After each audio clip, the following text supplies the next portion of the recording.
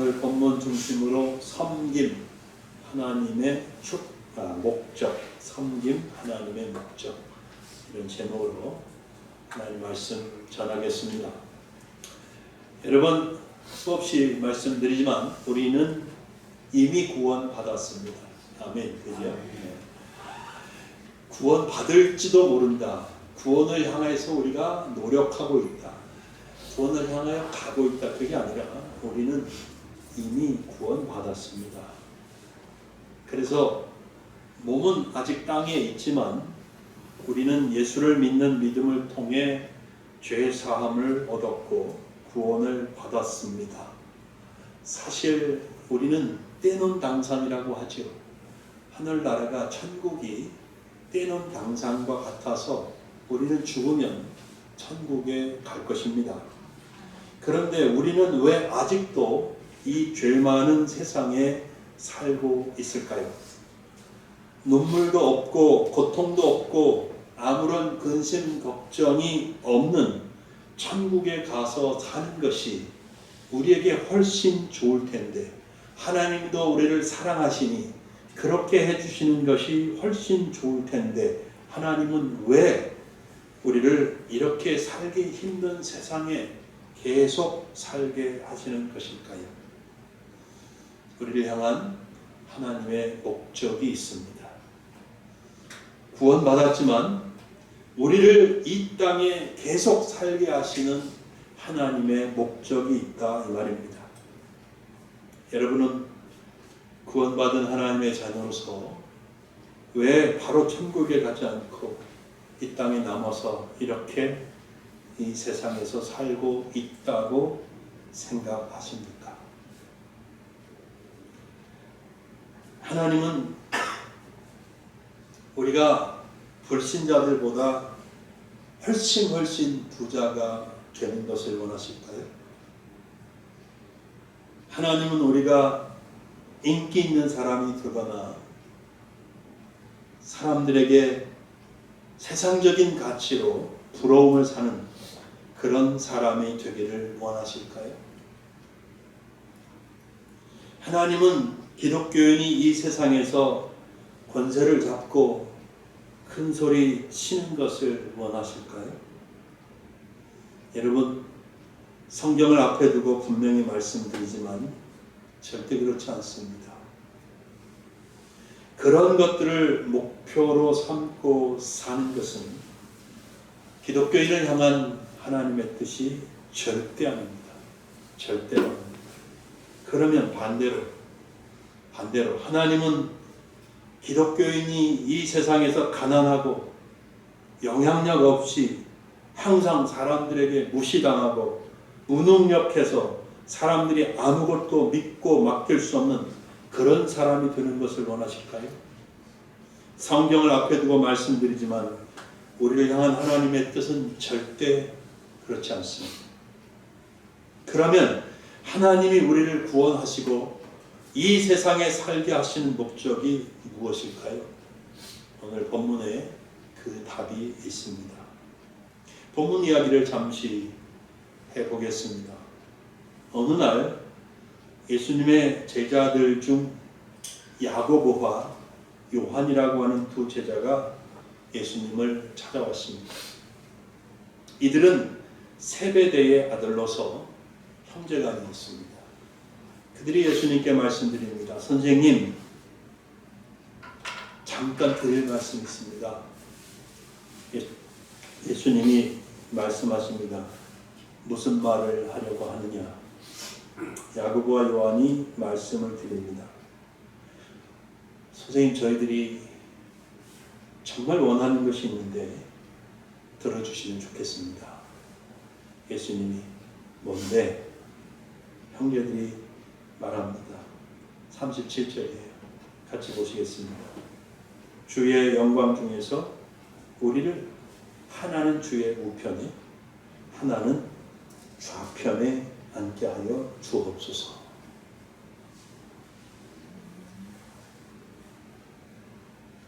야고보와 요한 형제는 인사청탁을 한 것이죠. 예수님이 38절에 말씀하신 대로 이렇게 요청하고 있는 두 형제는 정말 아무것도 모르고 있는 사람들입니다. 하나님 나라가 뭔지 전혀 이해를 못합니다. 예수님이 세상에 왜 오셨는지 이때까지 모르고 있습니다. 그 당시 대부분의 유대인들의 생각이 이랬고 이 제자들도 마찬가지였습니다. 그 당시 유대인들은 예수님이 유대민족을 압박하고 있는 로마 정부를 뒤집어 엎고 새 나라를 건설하시고 왕으로 등극하셔서 다스릴 것이라는 그런 생각을 하고 있었습니다. 그런데 그 생각이 틀린 생각이죠. 잘못된 생각이었습니다. 그런데 나머지 10명의 다른 제자들도 똑같았다는 거죠. 그들이 야고보와 요한이 예수님에게 인사청탁을 했다는 말을 듣고 아이고 잘했네 그랬습니까? 이것들 봐라. 화를 냈습니다. 예수님의 모든 제자들은 이때까지도 출세욕을 가지고 있었던 거죠. 내가 이렇게 예수님을 다 버리고 따르고 예수님과 함께하니 그 대가로 예수님이 왕이 되시면 나도 권력을 잡고 떵떵거리며 살 것이다 라는 기대를 제자들이 다 갖고 있는 거예요. 그래서 예수님께서 이러면 안 되겠다 싶어서 제자들을 불러서 그들의 생각을 바로 잡아주시려고 하십니다. 근데 이 말씀을 기록하고 지금까지 2000년 동안 전해져 내려오며 우리도 이 말씀을 읽게 하시는 하나님의 깊은 뜻과 선명한 목적이 있겠지요. 뭘까요? 현대 기독교인들도 이런 비슷한 생각을 하고 있다는 거지. 다는 아니겠지만 많은 기독교인들이 이런 비슷한 생각을 한다고 생각합니다. 앞에서도 말씀드렸지만 그러나 그런 생각들은 성경적이지 않습니다. 우리를 향한 하나님의 뜻이 아닙니다. 예수님 믿으면서 세상적인 부귀와 성공을 꿈꾸는 생각을 내려놓고 나를 향한 하나님의 뜻이 목적이 무엇인지 찾으려고 애써야 합니다. 본문을 통해서 우리를 향한 하나님의 뜻, 하나님의 목적이 무엇인지 알 수 있다고 생각합니다. 자, 우리가 먼저 이해해야 할 것이 있습니다. 그것은 하나님의 나라는 세상 나라와 다르다는 겁니다. 하나님 나라의 삶의 방식은 세상 나라의 삶의 방식과 다르다는 겁니다. 하나님 나라의 통치 방식은 세상 나라의 통치 방식과 다르다는 겁니다. 42절 말씀 다 같이 보겠습니다. 예수를 불러다가 이르시되 이방인의 집권자들이 그들을 임의로 주관하고 그 고관들이 그들에게 권세를 부리는 줄을 너희가 알거니와. 그랬죠? 43절 앞부분까지 보겠습니다.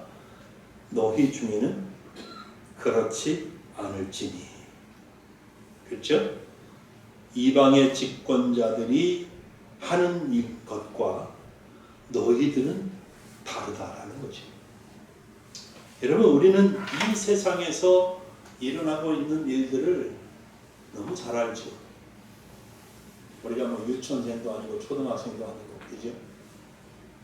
수십 년 동안 이 세상을 살면서 이 세상에서 어떤 일들이 일어나는지 너무 잘 알고 있습니다. 그래서 사람들이 말합니다. 유전무죄, 무전유죄. 무슨 말이에요? 돈 있는 사람은 무죄고 돈 없는 사람이 유죄를 받는 거예요. 돈 있는 사람은 다 빠져나가고 돈 없는 사람은 억울한 일을 당한다. 이거를 또 이렇게도 표현할 수 있지 않겠습니까? 유권무죄, 무권무죄. 권력이 있으면 무죄죠. 권력이 있으면 다 빠져나가죠. 그러나 권력 없는 힘없는 백성은 억울하게도 죄인이 되는 경우가 많다는 거죠. 그래서 사람들은 돈을 벌려고 해요. 그래서 사람들은 권세를 잡으려고 하고 이 세상에서 출세하려고 합니다. 그래야 내가 억울한 일을 안 당하고 살 수 있지 않느냐라고 생각하는 거죠. 사람들은 집안에 의사 한 명쯤 있어야 되고 집안에 변호사 한 명쯤 있어야 된다, 이런 말들을 합니다. 그래야 억울하지 않고 힘들게 이 세상을 살지 않을 수 있다 이거죠. 더 나아가 다른 사람 위에 서서 떵떵거리고 싶다 이 말이에요. 우리가 기독교인이지만 이런 세상에서 살다 보니 우리도 이런 생각에 젖어들 때가 있어요. 영향을 받습니다. 그래서 세상 사람들과 똑같은 생각을 하고 하나님에게 기도합니다. 세상 사람들과 똑같은 목적을 가지고 하나님께 기도합니다. 그런데 여러분, 분명히 말씀드리지만 이건 아닙니다. 기독교인에게 해당되지 않습니다. 예수님께서 말씀하셨잖아요. 너희 중에는 어떻다고요? 그렇지 않을지니. 이 말씀 기억하셔야 돼요. 너희 중에는 그렇지 않을지니. 무슨 말씀입니까?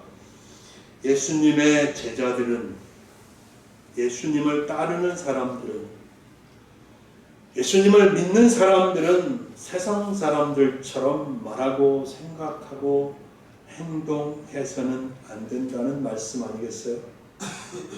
우리 권사님 본문을 읽고 기도하셨는지 모르겠지만 정말 오늘 메시지와 딱 맞게 기도해 주셨는데, 기독교인은 달라야 한다는 거죠. 기독교인의 가치관은 세상 사람들의 가치관과는 달라야 한다는 말씀입니다. 여러분 이거 아세요? 세상 사람들이요, 불신자들조차 기독교인? 그러면 자기들과는 다를 거라고 생각을 해요. 달라야 된다고 생각해요. 그래서 자기들 주위의 기독교인을 이렇게 보면서 쟤들이 어떻게 사나, 쟤들이 어떻게 말하나, 쟤들이 어떻게 결정하고 어떻게 일을 하나, 이런 것 자세히 들여다본다는 거죠. 그리고 뭐 나랑 별 차이 없네, 그러면 실망하고 기독교를 폄하하고 욕하고 비판합니다. 그러니 여러분, 우리는 기독교인 아니겠습니까? 우리는 분명히 달라야 되죠. 달라야 합니다. 모든 면에서, 여러 가지 면에서 달라야 하지요. 2주 전에 제가 설교한 거 기억하세요? 세상에서 하나님의 백성으로서 우리는 거룩한 삶을 살아야 된다 말씀드렸지요. 하나님의 기대라고 말씀. 지난주에 설교한 말씀 기억합니까? 우리는 세상 사람들은 갖지 않는 하나님을 믿는 믿음으로 살아야 된다라고 말씀드렸어요. 거룩은 하나님의 기대하신 바이고 믿음은 하나님의 기쁨이라고 말씀드렸던 거예요. 그리고 오늘 섬김은 하나님의 목적이라고 말씀을 드리고 있습니다. 이제 우리가 가진 삶의 목적도 그래서 달라야 한다는 거예요. 앞에서 말씀드린 것처럼 우리는 세상 사람들과 똑같은 목적을 갖지 않습니다. 우리 삶의 목적은 다릅니다. 어떻게 다릅니까?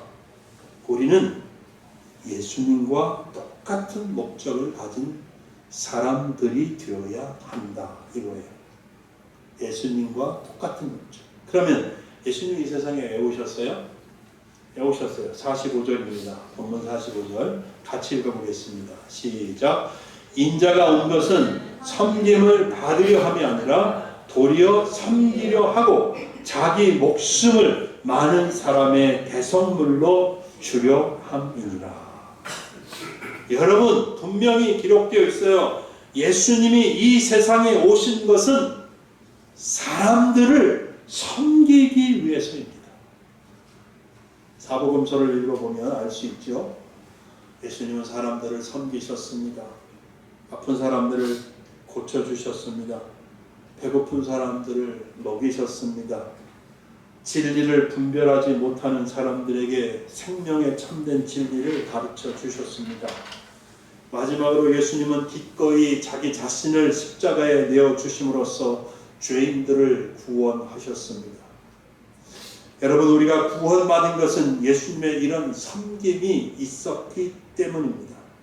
기꺼이 예수님 자신의 목숨을 내려놓으셨기 때문입니다. 예수님 자신이 가진 모든 것을 주심으로써 우리를 사망에서 건지시고 하나님의 자녀가 되게 하셨습니다. 이제 우리를 향한 하나님의 목적이 바로 이것입니다. 섬김입니다. 다른 사람을 섬기는 것입니다. 하나님이 우리를 구원하신 후에도 천국에 데려가지 않고 이 땅에 계속 살게 하시는 이유는 섬기는 삶을 살라고 하시는 거예요. 하나님은 우리가 예수님처럼 섬기는 삶을 살기를 원하십니다. 여러분, 섬기는 삶은요, 하나님 보시기에 가장 귀한 것입니다. 정말 예배와 맞먹을 정도로 귀한 것입니다. 43절과 44절 보시기 바랍니다. 우리 이 말씀도 다 같이 읽어보죠. 시작. 너희 중에는 그렇지 않을지니 너희 중에 누구든지 크고자 하는 자는 너희를 섬기는 자가 되고 너희 중에 누구든지 으뜸이 되고자 하는 자는 모든 사람의 종이 되어야 하리라. 여러분, 이 말씀을 보면요, 하나님의 눈에 누가 큰 사람이고 누가 으뜸이 되는 사람인지 알 수 있어요. 누구입니까? 바로 섬기는 사람입니다. 섬기는 사람. 이 세상에서는요, 누가 큽니까? 다스리는 사람이 크지요. 다른 사람 위에 군림하는 사람이 큰 사람이라고 여겨지지요. 근데 하나님의 눈에는 그렇지가 않습니다. 하나님의 눈에는 섬기는 사람이 큰 사람입니다. 하나님의 눈에는 대통령이 큰 사람이 아니에요. 하나님의 눈에는 빛도 없이 이름도 없이 작은 곳에서, 구석진 곳에서 섬기는 삶을 사는 사람이 큰 사람이에요. 아멘. 예. 그러므로 여러분, 우리는 세상에서 큰 사람으로 여겨지는 것이 좋을까요? 하나님 눈에 큰 사람으로 여겨지는 것이 좋을까요? 답을 아시죠? 우리는 하나님 눈에 큰 사람이 되어야 하겠습니다. 이 세상에서 높은 사람으로, 이 세상에서 큰 사람으로 인정받는 것은 아무것도 아니에요. 허무한 일이에요. 허무한 일이에요. 결코 영원하지 않습니다. 하나님 앞에요, 아무 의미가 없어요.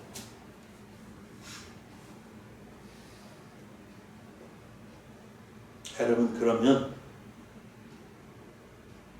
우리는 어떻게 섬기는 삶을 살 수 있는 것일까요? 어떻게 섬겨야 돼요? 하나님은요, 우리 모두에게 다른 사람을 섬길 수 있는 무엇인가를 한 가지 이상씩 다 주셨다고 저는 확신하고 있습니다. 우리 다 모두가 한 가지 이상씩은 뭘 받았어요. 그것을 가지고 다른 사람을 섬길 수 있다는 거죠. 마태복음 25장 31절부터 40절 다시 말씀드립니다. 마태복음 25장 31절부터 40절까지 보면 예수님 말씀인데요. 예수님이 재림하셔서 모든 민족, 모든 사람을 심판하시는 장면이 나옵니다. 그때 복 받는 자들이 있습니다. 물론 복을 못 받는 자들이 있어요. 복 받는 자들이 있는데 예수님이 그들에게 자기가 목마르고, 그러니까 예수님 자신이 목마르고 줄이고 헐벗고 병들고 나그네 되었고 그리고 옥에 갇혔을 때 너네가 나를 마시게 하고 먹을 것을 주고 옷을 입혀주고 돌보아주고 영접하고 찾아와 줬다, 이렇게 말씀하십니다. 그러니까 복받는 자들이 이해가 안 돼가지고, 아니 우리가 언제 저를 보신 적이 있나요? 저는 처음 뵙는데 언제 우리가 그렇게 했다는 말씀입니까? 라고 하니까 예수님이 대답을 하세요.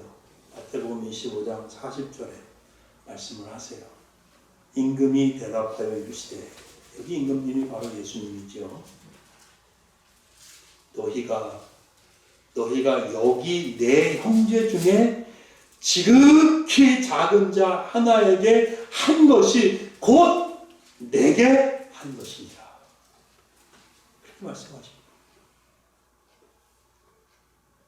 여러분, 우리가 가진 작은 것, 즉 물 한 잔이라도 목이 말라서 절실하게 그 물 한 잔을 마시고 싶어하는 사람이 있다는 거예요. 그래서 목마른 자에게 물 한 잔을 마시게 하면 그것이 바로 예수님을 섬기는 것과 똑같다는 겁니다. 여러분, 아시겠지요? 섬기는 삶을 살고 싶은 마음으로 주위를 둘러봐 보십시오. 내가 가진 작은 그 무엇인가를 가지고 섬길 수 있는 기회를 만날 것입니다. 저는 하나님이 그래? 너가 섬기고 싶어? 그러면 하나님이 보여주실 거라고 생각을 해요. 그리고 기뻐하실 것이고 칭찬할 것이고 하나님 나라에서 큰 사람으로 여겨주실 것이다. 아멘. 그렇게 믿습니다. 이제 말씀을 맺겠습니다. 오늘 좀 짧지요? 여러분, 우리가 기독교인으로서 이 세상을 살아갈 때 출세와 부귀와 영화를 누리는 것이 삶의 목적이 아닙니다. 혹 내가 출세를 한다면, 혹 내가 부귀를 얻는다면, 혹 내가 무언가를 많이 가질 수 있게 된다면 그것을 내가 나 혼자 나를 위해서 누리고 사는 것이 하나님이 우리를 보실 때 바라고 기다리시는 목적이 아니라는 겁니다. 이 세상에서 출세하고 부귀영화를 누리는 것은 예수 그리스도를 아끼지 않으시고 우리를 구원하시기 위해서 내어주신 하나님의 목적이 아닙니다. 하나님은 저와 여러분이 섬기는 사람이 되기를 원하십니다. 물질로 섬기든 시간으로 섬기든 다른 사람이 없는 나만 가진 재능으로 섬기든 내가 가진 지식이 누군가에게 도움이 될 수 있다면 그 지식으로 섬기든 내가 다른 사람보다 건강한 몸을 가지고 있어서 그 건강한 몸으로 누구를 섬기든 내가 가진 그 무엇으로 다른 사람을 섬기는 것, 그것이 하나님이 우리에게 가지고 계시는 목적입니다. 여러분, 마지막 문장 기억하십시오. 하나님을 섬기는 것은 곧 사람을 섬기는 것이고요. 사람을 섬기는 것은 곧 하나님을 섬기는 것입니다. 다시 말씀드릴게요. 하나님을 섬기는 것은 곧 사람을 섬기는 것이고, 사람을 섬기는 것은 곧 하나님을 섬기는 것입니다. 아멘. 기도하겠습니다.